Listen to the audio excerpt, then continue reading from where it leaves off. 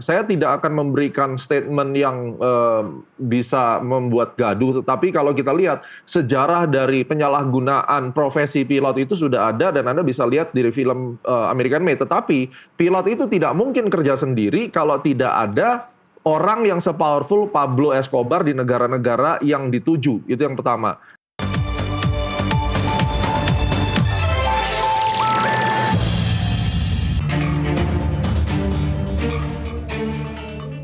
Asing Indonesia tidak potensi Malaysia mungkin dengan cara ya ada punishment.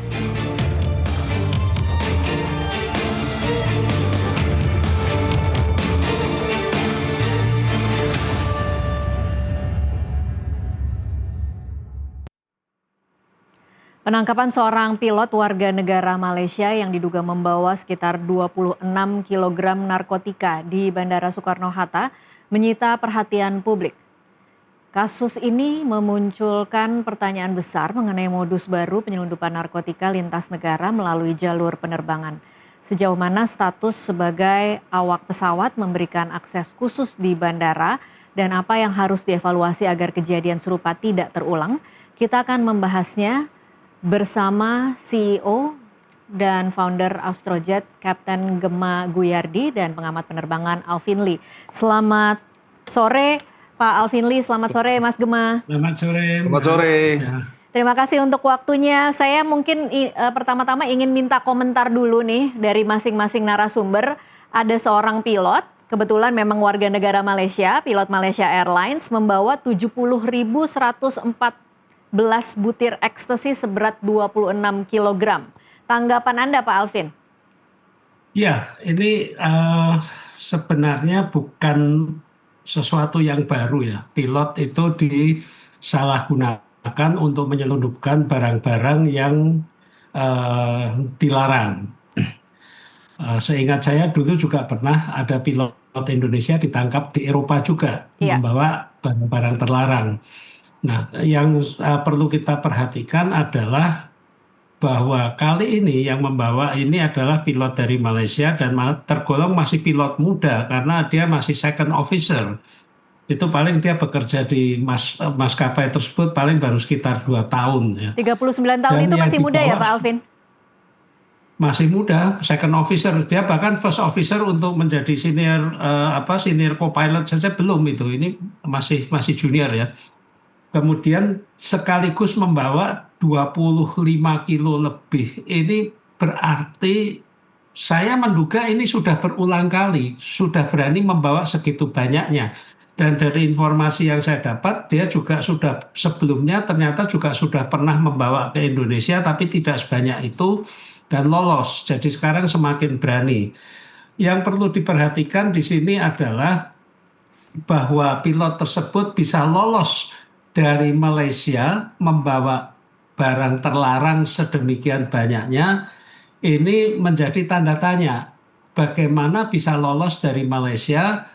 Apakah bagasi itu tidak melalui screening, security screening sebelum masuk pesawat? Kalau di Indonesia, bagasi begitu kita check-in, bagasi diserahkan, sebelum bagasi itu masuk ke pesawat, itu masih melalui security screening juga. Ya.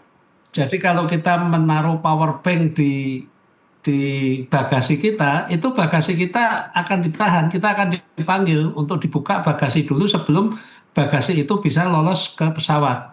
Ya. Ini menunjukkan ada celah keamanan di bandara di Malaysia. Kemudian juga ternyata pilot tersebut juga positif, pengguna juga. Nah, ini saya juga mempertanyakan bagaimana pemeriksaan kesehatan oleh otoritas di Malaysia. Memang untuk pilot-pilot profesional itu setiap 6 bulan ya secara reguler. Itu masih bisa diakali. Kalau pengguna mungkin sebulan sebelum medical check up dia bisa berhenti dulu supaya tidak kelihatan. Disinilah pentingnya ada random check. Nah, ini apakah ini juga lolos juga? Jadi ini perlu ada peningkatan kewaspadaan terhadap penyalahgunaan awak pesawat untuk menyelundupkan barang-barang terlarang. Demikian Mbak Tasya. Baik, saya bergeser dulu ke Mas Gema. Mas Gema, kalau tanggapan Anda seperti apa? Bukan pertama kali kita menyaksikan ada pilot yang kemudian terindikasi kalau ini memakai narkoba dan juga menjadi kurir narkoba. Tanggapan Anda seperti apa? Jadi kalau yang saya lihat ini merupakan sebuah tontonan yang luar biasa, kreativitasnya juga luar biasa. Menurut saya ya, menurut keyakinan saya hanya orang yang punya gangguan mental yang berani menjadi pilot airline aktif dengan bawa barang segitu banyak. Itu yang pertama. Karena kalau orang normal dengan kejiwaan yang normal tidak akan mungkin berani. Itu yang pertama ya. Yang kedua, kita tahu bahwa sejarah pilot membawa narkoba itu adalah cerita dari film American Made. Itu real. Dan kalau kita perhatikan, saya mengambil POV lain ya. American Made itu kan pada saat itu dia membawa untuk Pablo Escobar. Nah, pada saat itu juga kita tahu Pablo Escobar itu mafia yang luar biasa, punya power, terus kemudian para aparat hukum di sana juga sudah di-bribe sama dia, sehingga tontonan itu yang namanya narkoba bisa lintas border ya dari Amerika ke negara-negara lain gitu. Nah dari situ kita bisa lihat menanggapi seperti yang tadi Pak Alvin bilang, bagaimana struktural kok bisa lepas dari Malaysia, kok bisa masuk ke Indonesia dan seterusnya. Saya tidak akan memberikan statement yang bisa membuat gaduh, tetapi kalau kita lihat sejarah dari penyalahgunaan profesi pilot itu sudah ada dan Anda bisa lihat di film American Made. Tetapi pilot itu tidak mungkin kerja sendiri kalau tidak ada orang yang sepowerful Pablo Escobar di negara-negara yang dituju. Itu yang pertama. Nah, sekarang saya juga pernah mendengar rumor, dan ini perlu nanti diteliti lebih lanjut. Ini rumor dari beberapa teman-teman intelijen di negara-negara lain, di mana negara-negara tertentu ketika menangkap seseorang yang membawa narkoba, tetapi dia tahu bahwa narkoba itu hanya transit di negara dia, dan dia akan menuju ke negara X misalnya, itu dilepas. Ada negara-negara yang seperti itu. Yang penting kamu bawa narkoba tidak dibawa masuk ke negara saya, kamu ke negara lain silakan. Dan itu silakan nanti di cross check. Nah, ini yang kita takutkan, bahwa yang saya lihat kejadian terkait penerbang dan narkoba, kalau kita tarik garis itu sudah ada indikasi di November 2025 terkait dengan pilot muda yang ditangkap di Maroke, itu yang dipaksa dalam penelitian saya dipaksa membawa buronan kasus narkoba dari Australia yang diselundupkan. Ini orangnya yang pada saat ditangkap itu juga membawa narkoba untuk konsumsi pribadi ya. Tetapi jelas status dua orang ini adalah diduga bandar narkoba besar. Jadi sebenarnya yang dipertanyakan, kalau tadi Pak Alvin lihat dari regulasi penerbangan, kalau saya melihat adalah apa yang terjadi di Indonesia. Ini permainan bandar model baru dengan melibatkan dunia penerbangan. Justru di sini yang sangat disayangkan adalah dampaknya profesi pilot itu menjadi jelek, preseden gitu. Seakan-akan pilot itu sekarang karena mungkin tekanan ekonomi, karena aftur naik, akhirnya kita cari uang dari menjadi kurir narkoba. Nah ini yang bisa kita lihat, tetapi perlu kita perhatikan bagaimana pencegahan distribusi narkoba yang secara meluas. Karena kita melihat juga sudah ada triggernya 2025 dan sudah makan korban pilot muda yang bernama Vidi itu yang diduga memang menjadi korban human trafficking dalam konteks bandar narkoba. Jadi ini kurang lebih mirip seperti film American Made ditambah lagi dengan kreativitas yang berbeda gitu. Oke, saya ingin kembali lagi tadi ke statement pertama Anda. Ini tidak mungkin orang yang dalam keadaan sehat mungkin agak-agak nekat melakukan seperti ini, Mas Gema. Tapi kalau kemudian kita melihat bagaimana cara dia membawa, apakah artinya memang peluangnya ada atau celahnya memang ada sehingga dia kemudian berani untuk melakukan ini? Peluangnya ada dan memang selalu ada peluang itu, karena memang kita kayak misalnya kalau saya lagi on duty ya, walaupun saya tidak aktif di airline, tetapi pada saat saya lagi transit, saya lagi commute untuk terbang di negara yang lain dengan uniform, saya biasanya juga akan mendapatkan privilege untuk crew lane gitu, tetapi bukan berarti barang-barang saya tidak diperiksa.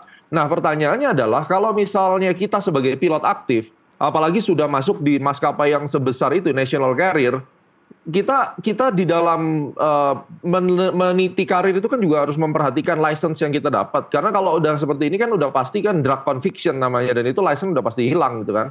Nah ini yang menjadi pertanyaan, kenapa sampai bisa dilakukan hal itu dan bagaimana bandara dari tempat dia berangkat itu. Karena ini yang ditembus adalah 2 bandara besar di dunia loh. Ini bukan negara kecil di Zimbabwe sana kan.